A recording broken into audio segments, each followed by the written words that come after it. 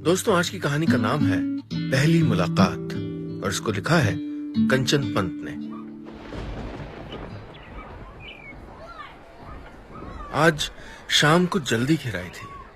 आसमान बादलों से लिपटा पड़ा था और बूंदें बस बरसने को थीं। थोड़ी देर पहले ही माँ ने बताया था कि बारिश याद शहर में भी हो रही है। पालक के पकौड़े बनाए मैंने। तेरे पापा तो 3 प्लेट चट कर चुके हैं। काश पापा की प्लेट से मैं भी पकौड़े उठा के खा पाती। मैंने सोचा, पर कुछ कहा नहीं। माँ बेकार ही इमोशनल हो जाती। लेकिन इमोशनल होने और गॉसिप करने की कोई वजह माँ छोड़ती है भला? बोली, परसों होली है, लेकिन तुझे कहाँ फुर्सत है माँ बाप के माथे पे अबीर लगाने की? अच्छा, तुझे पता है अपना हेलो हेलो निकी आवाज आ रही है क्या? उधर माँ और इधर मैं हेलो हेलो करते रह गए और फोन कट गया। पता नहीं पापा ये लैंडलाइन कनेक्शन हटा के मोबाइल क्यों नहीं ले लेते। हर बार बीच में ही फोन डिस्कनेक्ट हो जाता है। मैं सोसाइटी के पार्क की बेंच पे बैठ के क्रिकेट खेल रहे बच्चों को देखने लगी। दाएं हाथ पे बूंदों का एहसास हुआ तो मैंने सर उठा के आसमान की ओर देखा और तब तक देखती रही जब तक बारिश मेरे पूरे चेहरे को भिगो नहीं गई। माँ कहती है कि मैं पागल हूं, पागल ही होंगी। नहीं होती तो अपना घर, अपना याद शहर छोड़ के होली पे क्यों पड़ी होती दिल्ली में इन अनजान चेहरों के बीच। कितने महीने हो गए माँ के हाथों की आलू पूरी खाए हुए, पापा के बालों की तेल मालिश किए हुए, टफी को घुमाने ले जाए हुए और उस मोगली को परेशान किए हुए। मैं भीग रही थी, शरीर से भी और मन से भी। जैसे याद शहर से कोई बादल उड़ के चला आया हो मेरा अकेलापन धोने के लिए। बारिश की हर एक बूंद मुझे इस बड़े से शहर की, बड़ी सी सोसाइटी के, बड़े से पार्क से मेरे छोटे से याद शहर लेके जा रही थी। छत पे भरा हुआ बारिश का पानी, बरसते पानी के बीच एक एक रन के लिए इस स्टंप से उस स्टंप के बीच दौड़ लगाती मैं। हर बॉल पे रन आउट की अपील करता गुड्डू और हर 5 मिनट बाद नीचे से आवाज लगाती माँ, ओ बंदरिया, अब आती है नीचे, मैं आऊं? ओ माँ, आ रही हूं अभी, लास्ट ओवर है, हम जीतने वाले हैं। लास्ट ओवर मेरा वो लास्ट ओवर तब तक चलता रहता जब तक हम जीत नहीं जाते। जिस बॉल पे बाउंड्री ना हो वो या तो वाइड या नो बॉल हो जाती थी। मेरी छत, मेरा बैट, मेरा टूर्नामेंट और सामने मुझसे 5-6 साल छोटे बच्चे। मोहल्ले की किसी टीम में जगह नहीं मिलती थी उनको। मैं खेलने का मौका दे रही थी, ये कम था क्या? इसीलिए खेल के नियम भी मेरे होते थे और पहला नियम था कि मेरी टीम हार नहीं सकती। आप सुन रहे? ए गुड्डू, ये सुर्रा बॉल थी, ये नो बॉल है। विक्की के बच्चे इतनी फास्ट बॉल क्यों फेंक रहा है? मैं नहीं खेलूंगी फिर। मैं हर बॉल पे फैसला सुना देती और बच्चे सर झुका के मान लेते। छत पे प्लास्टिक की बॉल से खेलने पर पापा कभी कभी गुस्सा हो जाते थे।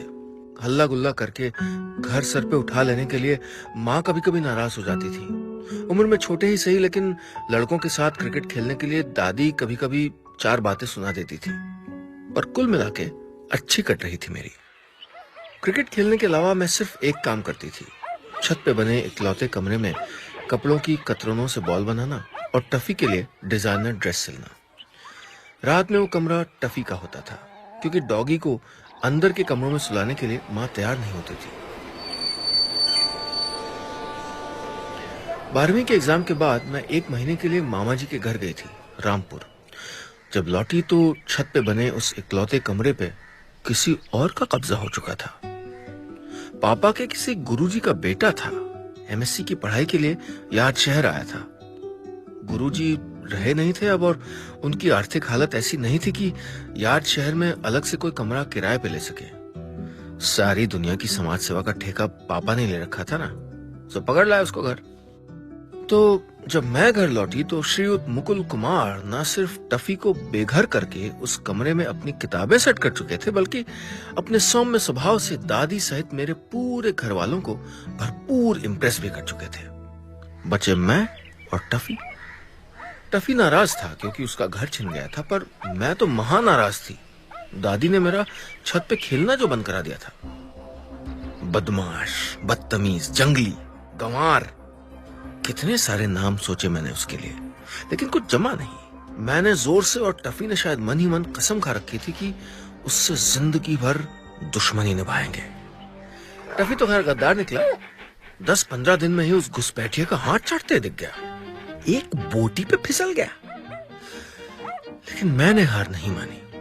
छत पे खेलने की छूट नहीं थी, लेकिन कपड़े सुखाने मैं नहीं जाती तो क्या गठिया वाला घुटना लेके दादी जाती छत पे। फिर पता नहीं कैसे धूप में सूख रही उसकी शर्ट रोज छत से गायब होने लगी और मोहल्ले के बच्चों के हाथों में बॉल बन के प्रकट होने लगी। 3-4 शर्ट गायब होने के बाद उसने बाहर कपड़े सुखाना छोड़ दिया। कुछ दिन तक मैं उसको और तरीकों से परेशान करने के लिए परेशान रही, लेकिन एक दिन एक ट्रम्प कार्ड मेरे हाथ लग गया। आप सुन रहे हैं यादों का edit box with Nilesh Mishra, सिर्फ 92.7 बिग एफएम पे।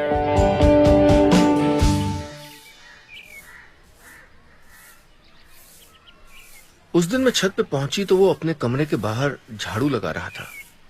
आधी बाजू की अंडरशर्ट जिसकी पीठ पे 2-3 छेद थे और बेरंग हो चुके निक्कर में बड़ा अजीब सा दिख रहा था वो। उसका पहनावा देख के मैं हंस दी। सुबह ठीक 8:45 बजे वो कॉलेज के लिए निकलता था। अगले दिन मैं 8:45 से पहले ही तैयार होकर अपने बरामदे में खड़ी हो गई। मेरे साथ मेरी वानर सेना के सिपाही भी थे। टिक टिक टिक, घड़ी ने 8:45 बजाए।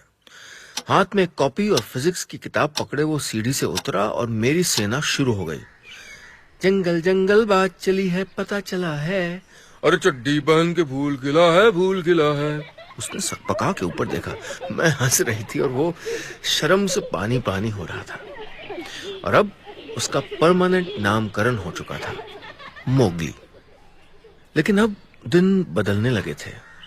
एक दिन मुझे अचानक पता चला कि मैं बड़ी हो गई हूं। दादी तो बचपन से ही कहती थी कि मैं बच्ची नहीं हूं, लेकिन मम्मी ने उस दिन पहली बार कहा, निक्की तू अब बड़ी हो गई बेटा, थोड़ा शऊर सीख ले। कल तेरी सास मुझको ही ताना देगी कि तुझको कुछ सिखाया नहीं। माँ का ऑर्डर था, इसलिए रोज शाम को किचन में मेरी हाजिरी लगने लगी। शुरू में आटा गूंथने का काम मिला, आसान सा काम था। आटा लो, थोड़ा पानी मिलाओ और मसल दो। स्कूल में हस्तकला की क्लास में मिट्टी के आम, केले, सेब खूब बनाए थे मैंने। आटा गूंथना जल्दी सीख लिया। माँ ने शाबाशी भी दी। फिर शाम की चाय और रात की एक सब्जी बनाने की जिम्मेदारी मिली। 2 ही दिन में माँ समझ गई कि मुझे शाबाशी उन्होंने थोड़ा जल्दी दे दी है। जीरे की जगह सौंफ, सरसों की जगह राई और नमक की जगह सोडा मिलाने तक तो ठीक था, लेकिन जब मैंने चाय मसाले की जगह सब्जी मसाला चाय में डाल दिया तो माँ ने मुझको डिमोट करके डस्टिंग और बर्तन धोने का डिपार्टमेंट दे दिया। फिर भी मैं बड़ी हो गई थी, इसलिए वानर सेना के बच्चों का मुझ में से इंटरेस्ट घटता जा रहा था। एक दिन पापा पता नहीं कहां से national institute of fashion technology का एडमिशन फॉर्म ले आए, पर मैंने फॉर्म भरने से साफ मना कर दिया और पापा भड़क गए। पहले टीचर बनना था तुझको, फिर डॉक्टर बनने चली थी, फिर फैशन डिजाइनिंग का भूत सवार हुआ। अब फॉर्म लाया तो कहती है फैशन डिजाइनर नहीं बनना। आखिर बनना क्या तुझको? जिंदगी भर बस हा हा ही करती रहेगी ना, कुछ तो सीख ले मुकुल से। बहुत दिनों के बाद तगड़ी डांट पड़ी थी और मुकुल की मिसाल दी गई थी मुझको। मैं सिर झुका के चली गई अपने अड्डे में रोने के लिए। सीढ़ियों के पीछे बैठकर देर तक रोती रही थी मैं। रोने का वो मेरा गुप्त अड्डा था। मुकुल यानी मोगली को हमारे घर में रहते 2 साल होने को आए थे। मेरे मोहल्ले में ही नहीं बल्कि पूरे कॉलेज में उसके चर्चे थे। दिन में 4-5 बैच को ट्यूशन पढ़ाता था। फिर भी एमएससी फर्स्ट ईयर में उसके 87% मार्क्स आए। पापा सुबह शाम उसके नाम का गुणगान करते रहते थे। मुझे गुस्सा आता था उस पर, पता नहीं क्यों आता था, पर आता था। वो पढ़ने में मुझसे बल्कि सबसे होशियार था, इसलिए मैं उसे इतना परेशान करती थी और वो चुपचाप झेलता रहता था, इसलिए, या उसने मुझे कभी नजर भर के देखा नहीं, इसलिए। बला की खूबसूरत ना सही, पर इतनी मामूली भी नहीं थी मैं कि इस तरह इग्नोर कर दी जाऊं। कॉलेज में कई लड़के थे जो मेरे आगे पीछे डोलते थे। कई अपने प्यार का इजहार करके थप्पड़ खा चुके थे। कई भावी दूल्हों की माताएं अपने बेटे के लिए मां से मेरा हाथ मांगने की जुर्रत भी कर चुकी थी। बस यही एक था जिससे मुझ में कोई इंटरेस्ट नहीं था। उस दिन जिंदगी में पहली बार मैंने साड़ी पहनी थी, अपनी दोस्त आभा की दीदी की शादी पे। गहरे हरे रंग की साड़ी, मैचिंग चूड़ियां, होठों पे थोड़ी लिपस्टिक, काजल, आईलाइनर लगाने की भी कोशिश की, लेकिन लाइन सीधी नहीं हुई तो मैंने रुई से लाइनर मिटा दिया। सिल्वर कलर की बिंदी माथे पे लगा के मैंने शीशे में गौर से एक बार खुद को देखा। मैं वाकई खूबसूरत लग रही थी। पापा तारीफ करते नहीं थक रहे थे और माँ बलाएं लेते, लेकिन मुझे तो किसी और की तारीफ सुननी थी। कपड़े उठाने के बहाने मैं छत पे गई। कपड़े रस्सी से उतारते हुए जानबूझकर हाथों को झटका दिया। मेरी चूड़ियों की आवाज सुन ली थी उसने। खिड़की के पास ही तो बैठा था। एक बार सर उठा के देखा भी, फिर नजरें घुमा ली। भस्म हो गई मैं गुस्से से। लगा सारा मेकअप, सारा श्रृंगार उतार के फेंक दूं। प्यार व्यार नहीं करती थी मैं कुछ उस मोगली के बच्चे से, पर कुछ तो था जो चुभने लगा था। गुस्से में मोगली के लिए आने वाले सारे लेटर्स और मैगजीन मैंने छुपा दिए। 2 महीने में उसके 7-8 लेटर मेरे पास जमा हो चुके थे। 2 साल में उसने कभी मुझसे ज्यादा बात नहीं की थी। कुछ पूछना भी होता तो सर झुका के, नजरें चुरा के पूछता, और मैं भी उसको मुंह नहीं लगाती थी। पर उस दिन वो बड़ा परेशान था। निकी जी, कल मेरा नेट का एग्जाम है, पर एडमिट कार्ड अब तक नहीं मिला। पोस्ट ऑफिस वाले कह रहे हैं कि उन्होंने घर में ही किसी को दिया है। आपने तो नहीं देखा? मैं धक से रह गई। मुझे पता नहीं था कि जो लेटर्स मैंने अपने पास छुपा रखे थे उनमें कोई एडमिट कार्ड भी है। मैंने चिट्ठियों का बुलंदा ला के उसको थमा दिया। उसने बड़ी बेसब्री से लेटर्स को टटोला। एडमिट कार्ड मिल गया। उसने आंखें मूंद के एक लंबी सांस ली और गहरी आवाज में बोला, थैंक्स। थैंक्स? मेरी वजह से उसकी साल भर की मेहनत बर्बाद होते होते बची थी। मेरी नादानी उसके करियर को बर्बाद करने जा रही थी, पर डांटने के बजाय, भला बुरा कहने के बजाय, पापा से शिकायत करने के बजाय थैंक्स कह के गया था वो मुझको। पूरे दिन एक बार भी नहीं मुस्कुराई मैं, बस चुपचाप सीढ़ियों के पीछे बैठी रही। शाम को मैंने पापा के सामने जाके अपनी गलती भी कबूल कर ली। पापा ने डांट लगाई, लेकिन मुझे बुरा नहीं लगा। बुरा लग रहा था तो बस इस बात का कि मोगली ने कुछ क्यों नहीं कहा। जब रहा नहीं गया तो अगले दिन सुबह सुबह मैं उसके कमरे में पहुंच गई। वो थोड़ा हैरान हुआ। मैं माफी मांगने के लिए शब्द जुटा रही थी। बड़ी हिम्मत की और अंत में बोल पड़ी, आप अपने लेटर्स संभाल के नहीं रख सकते क्या? लेकिन मेरी आवाज और मेरे एक्सप्रेशन शायद मेरे शब्दों से मैच नहीं कर रहे थे। वो आज भी कुछ नहीं बोला, बस झेपी हुई नजर से मेरी ओर देखता रहा। मैं अपने कमरे में वापस चली आई, लेकिन उसकी नजरें मेरा पीछा करती रहीं। दिल में किसी ने पेचकस से जैसे कोई स्क्रू कस दिया हो। मैं समझ नहीं पा रही थी कि हो क्या रहा है। मेरा बचपन, मेरा लड़कपन पता नहीं कहां चला गया था। मैं बड़ी हो गई थी और बड़े होने का ये बोझ मुझसे उठाए नहीं उठ रहा था। मेरे बीए सेकेंड ईयर के एग्जाम खत्म हुए। मोगली की एमएससी भी कंप्लीट हो गई थी। उसने नेट का टेस्ट भी क्लियर कर लिया था। अब उसको जाना था। मैं सुबह से ही सीढ़ियों के पीछे छुपी बैठी रही। अचानक वो मेरे सामने आ खड़ा हुआ, किसी पिघलती चट्टान की तरह। मुझे पता था तुम यहीं मिलोगी। उसने पहली बार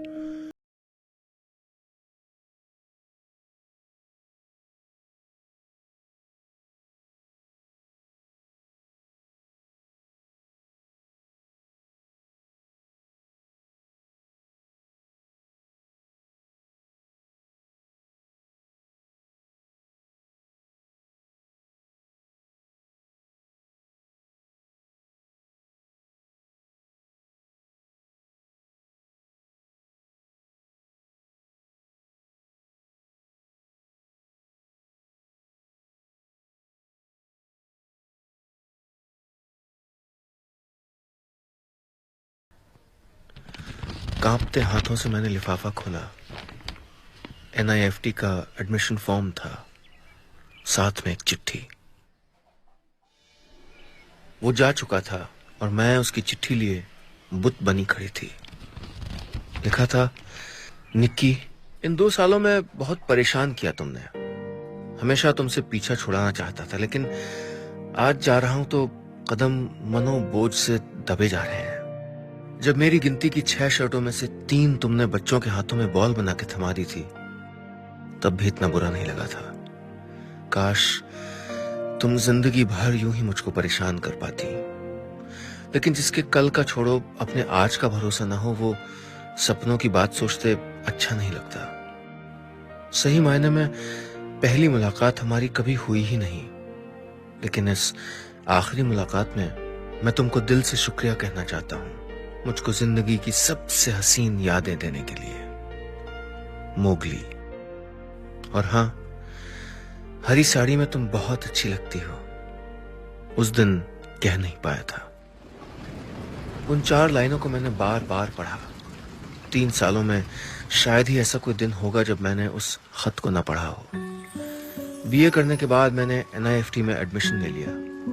यही तो चाहता था वो। कोर्स खत्म होते ही अच्छी नौकरी भी मिल गई। कहां चला गया मोगली? न कोई चिट्ठी, न कोई मैसेज, कुछ भी नहीं भेजा होगा क्या उसने? कई बार माँ से, पापा से पूछना चाहा उसके बारे में, पर नहीं पूछ पाई। संकोच की एक चुन्नी जो सर पे आके अटक गई थी। बारिश रुक गई, लेकिन मेरी यादें रुकने का नाम नहीं ले रही थी। याद शहर में हर बात मोगली की याद दिलाती थी। लेकिन यहां भी कौन सा सुकून मिल रहा था। वैसे भी ऑफिस में होली की छुट्टी थी। मैंने बैग पैक किया और अगले ही दिन याद शहर की बस में बैठ गई। मम्मी पापा को सरप्राइज तो देना था। माँ तो बावली ही हो गई मुझको देख के। पापा ने मुस्कुरा के सर पे हाथ फेरा। नहा धो के मैंने नाश्ता किया और सो गई। दोपहर को पैरों में कुछ गीला गीला लगा तो नींद खुली। टफी मेरे पांव चाट रहा था। कमरे के कोने में उसके सोने का गद्दा बिछा हुआ था। अरे माँ, ये टफी का बिस्तर यहाँ कैसे? ये मराब यहीं सोता है। ऊपर के कमरे में मुकुल रहता है ना? क्या? हाँ, यार्डशायर डिग्री कॉलेज में प्रोफेसर बन के आ गया अपना मुकुल। आपने बताया नहीं? मेरे होंठ सूख गए। मुंह से जाने क्या निकल रहा था। अरे कल फोन पे बता तो रही थी, लेकिन फोन ही कट गया। चल तू मुंह हाथ धो ले, फिर मिलाना उससे। मैंने हाथ मुंह धोया, कपड़े बदलने के लिए अलमारी खोली। क्या पहनूं? कपड़ों के ढेर के नीचे रखी थी वही हरी साड़ी।